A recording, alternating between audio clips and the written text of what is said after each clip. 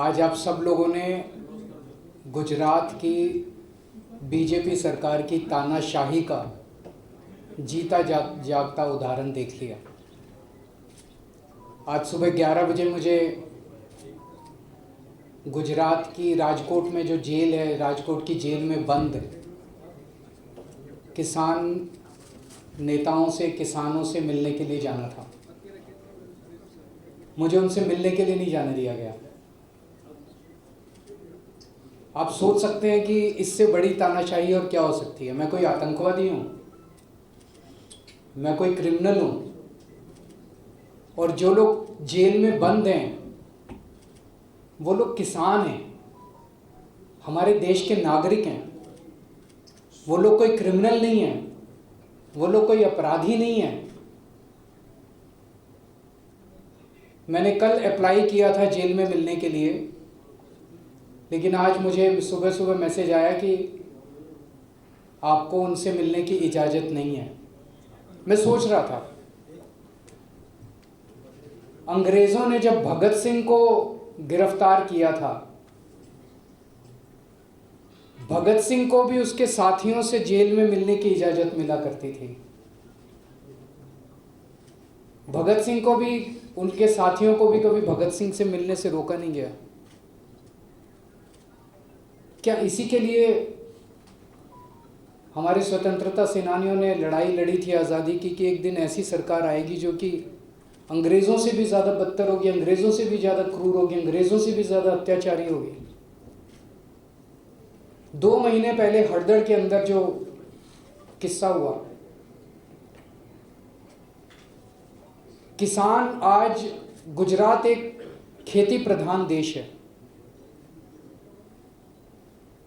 बहुत से लोग, 50% से ज़्यादा लोग किसानी के ऊपर अपना जीवन यापन करते हैं। 54 लाख किसान परिवार गुजरात के अंदर किसानी पे अपना जीवन यापन करते हैं। आज किसानों का बुरा हाल है, किसान बहुत दुखी हैं। ना बीज मिलता है, खाद के लिए लंबी लंबी लाइनें लगी पड़ी हैं जगह जगह, बहुत ज़्यादा मशक्क़त करनी पड़ती है, लड़ाई झगड़े होते हैं। कर्दा प्रथा के खिलाफ हड़दड़ में जब 2 महीने पहले इकट्ठे हुए किसान, उनको पूरे दाम नहीं मिलते, अपने फसलों के दाम नहीं मिलते। कुछ लोग उनके साथ नाइंसाफ़ी करते हैं, अन्याय करते हैं। किसानों को 1500 के अंदर डील होती है, 1200 रुपये देते हैं। जब इस कर्दा प्रथा के खिलाफ किसान हड़दड़ में इकट्ठे हुए तो किसानों के ऊपर इस अत्याचारी सरकार ने, भारतीय जनता पार्टी की सरकार ने लाठियां बरसाई, आंसू गैस के गोले छोड़े, निर्दोष किसानों के घर में घुस घुस के उनके परिवार के लोगों को, निहत्थे लोगों को, शांतिपूर्ण तरीके से अपनी मांग कर रहे लोगों को उनको गिरफ्तार किया। 88 किसानों को गिरफ्तार किया,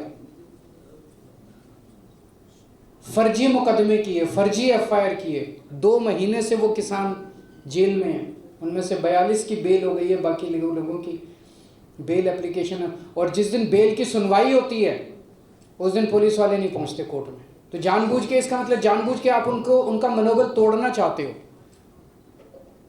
तो आज किसान दुखी है बुरी तरह से। कल मैं उन किसान परिवारों से मिला जिनके बच्चे या तो जेल में हैं या जेल से छूट गए। उनकी कहानियां सुनिए, सुन के आपको रोना आएगा। उन्होंने बताया कि पहले 24 घंटे जब उनको गिरफ्तार किया गया, उनको 24 घंटे तक पीने का पानी नहीं दिया गया, उनको खाने के लिए कुछ नहीं दिया गया, पुलिस के अंदर उनकी पिटाई की गई। क्या चाहती है बीजेपी? उनका मनोबल तोड़ना चाहती है। मैं इन्हें कहना चाहता हूं, भगवान से डरो। एक दिन रावण को भी बहुत घमंड हुआ था, कंस को भी बहुत घमंड हुआ था, जो अहंकार आज बीजेपी को दिखाई दे रहा है। कल मैं उन परिवारों से मिला, मैं उन्हें सलाम करता हूं, उन परिवारों को, कि पूरे प्रेशर के बावजूद वो मेरे से मिलने के लिए आए। उनके ऊपर खूब प्रेशर बनाया गया कि केजरीवाल से मिलने के लिए नहीं जाना, नहीं तो ये कर देंगे, वो कर देंगे। लेकिन मैं कहना चाहता हूं, गुजरात की जनता खड़ी हो रही है। एक तरफ किसान दुखी है, दूसरी तरफ किसानों के बच्चे, किसान ब्याज पे लोन लेके अपने बच्चों को पढ़ाता है। मैंने कई वीडियो देखे हैं गुजरात के बच्चों के, कई लाख रुपए का लोन लेता है, बच्चों को शहर भेजता है, सूरत भेजता है, अहमदाबाद भेजता है, कोचिंग कराता है, पढ़ाता है, और पढ़ने के बाद फिर पेपर लीक हो जाता है। जब पेपर देने की बारी आती है पेपर लीक हो जाते हैं। बच्चों को रोते हुए देखा है कि सर 3 साल से हम पढ़ाई कर रहे थे, कोचिंग कर रहे थे, इतना पैसा लिया मेरे पिताजी ने, लेकिन अब पेपर लीक हो गया, अब अगला पेपर पता नहीं कब होगा। इनसे पेपर नहीं कराया जाता। पेपर लीक कराने वाले कौन हैं? इन्हीं के लोग हैं। बच्चे बेरोजगार घूम रहे हैं, इनसे रोजगार नहीं दिया जा रहा, पेपर लीक हो रहे हैं, तो बच्चों को बर्बाद कर दिया। अब वो बच्चे अपनी आवाज ना उठाएं, इसलिए पूरे गुजरात के अंदर ड्रग्स बेची जा रही हैं। पूरे गुजरात के आज आपको गली गली के अंदर नशा ड्रग्स मिलेंगे, गली गली के अंदर ड्रग्स मिल रही हैं। बच्चों को ड्रग्स के अंदर धकेला जा रहा है। गुजरात के हर परिवार को पूरी तरह से बर्बाद किया जा रहा है इस सरकार के द्वारा। पर मुझे लगता है ये इनके आखिरी दिन है। पूरे गुजरात के लोग अब इकट्ठे हो रहे हैं। कल मुझे पता चला जिन किसानों को, किसान के परिवार के लोगों को गिरफ्तार किया गया, उन गांव के लोगों ने हिम्मत करके, पूरे गांव ने उनके खेत को जोता है। जैसे गांव के अंदर अगर एक किसान परिवार को गिरफ्तार किया तो उसके खेत में काम करने वाले लोग नहीं थे, तो पूरे गांव के लोगों ने इकट्ठा करके उसके खेत को जोता है। अब लोग इकट्ठे हो रहे हैं, इनकी आवाज़। आज गुजरात के अंदर 2 चीज़ें खुलेआम बिकती हैं, एक ड्रग्स और एक सड़क पे गड्ढे। 30 साल के बाद आज इन्होंने जो गुजरात का हाल कर दिया है, अब इसको ख़त्म करने का समय आ गया है। अभी तक लोगों के पास विकल्प नहीं था, क्योंकि कांग्रेस और बीजेपी दोनों मिले हुए हैं, दोनों के जॉइंट धंधे हैं, दोनों मिले हुए हैं, दोनों खुश हैं। कांग्रेस चाहती नहीं कि बीजेपी की सरकार जाए गुजरात से, लेकिन अब विकल्प है लोगों के पास। घर घर के अंदर आज बात हो रही है, आम आदमी पार्टी की बात हो रही है। आज आम आदमी पार्टी के नेताओं को, गोपाल इटालिया, यशोदान गढ़वी, राजू करपड़ा, प्रवीण राम, चैतर वसावा, मनोज सोरठिया, बहुत सारे नेता हैं हमारे जिनके तरफ लोग बड़ी उम्मीद के साथ देखते हैं। मैं पूछना चाहता हूं, बीजेपी के एक नेता का नाम बता दिए जो उम्मीद देता है गुजरात के लोगों को। मैंने इतने सारे नेताओं का, और भी बहुत नाम है, आम आदमी पार्टी के इतने सारे नेताओं के नाम मैंने गिनाए जिनको लोग बहुत उम्मीद के साथ देखते हैं। ये लोग हमारे जब नेता बोलते हैं तो लोग सुनते हैं। बीजेपी के गुजरात के एक नेता का नाम बता दीजिए गुजरात के अंदर जिसको लोग उम्मीद से देखते हैं कि वो गुजरात को ठीक कर देगा।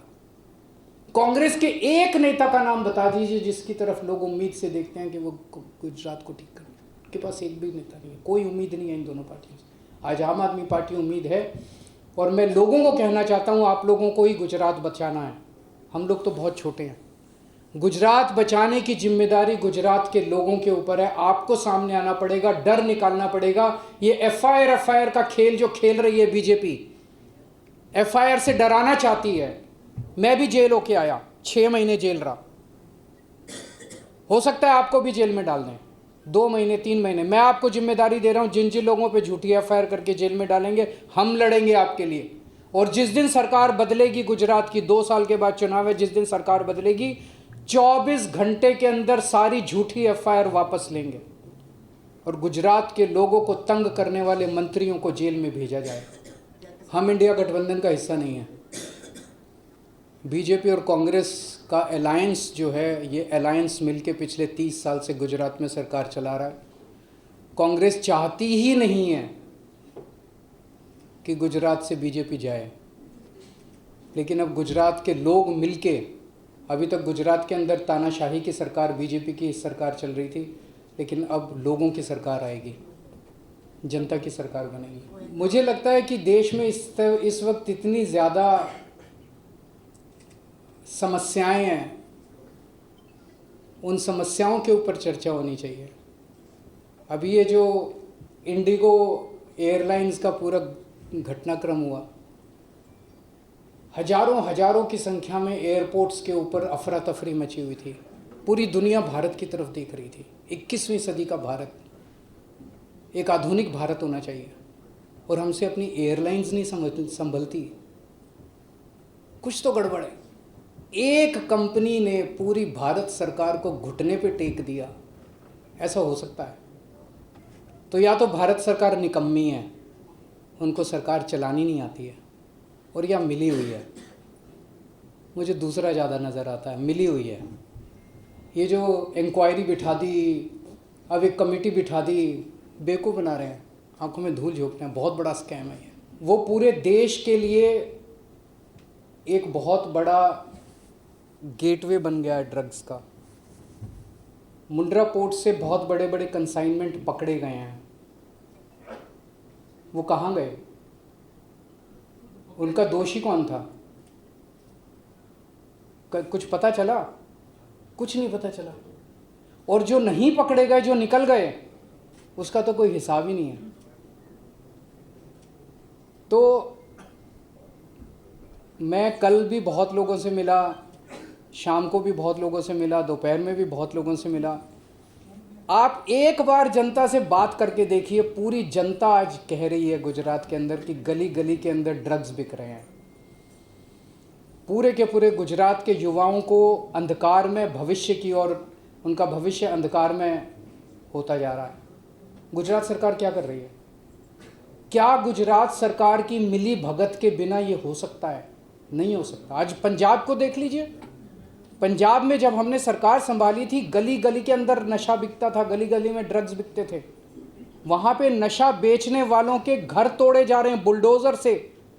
टीवी के ऊपर आपने, सोशल मीडिया पे भी देखा होगा, बुलडोजर से उनकी बिल्डिंग्स तोड़ी जा रही है। उनको पकड़ पकड़ के 25,000 से ज़्यादा नशा बेचने वालों को, ड्रग्स बेचने वालों को गिरफ्तार किया हम लोगों ने। अगर हम कर सकते हैं, हमारी नीयत साफ है, तो गुजरात में भी हो सकता है। गुजरात में क्यों नहीं हो रहा? किसी को पकड़ा जाता है? नकली शराब बिकती है, किसी को पकड़ा जाता है? कोई नहीं पकड़ा, खुलेआम बिक रही है। क्यों? करने वाले इनके साथ मिले हुए हैं। ऐसा कैसे हुआ कि गोवा के अंदर जो क्लब के मालिक थे वो भाग गए, रातों रात भाग गए, और उसी फ्लाइट से भाग गए जिस फ्लाइट ने इनको ब्लैकमेल किया, इंडिगो से।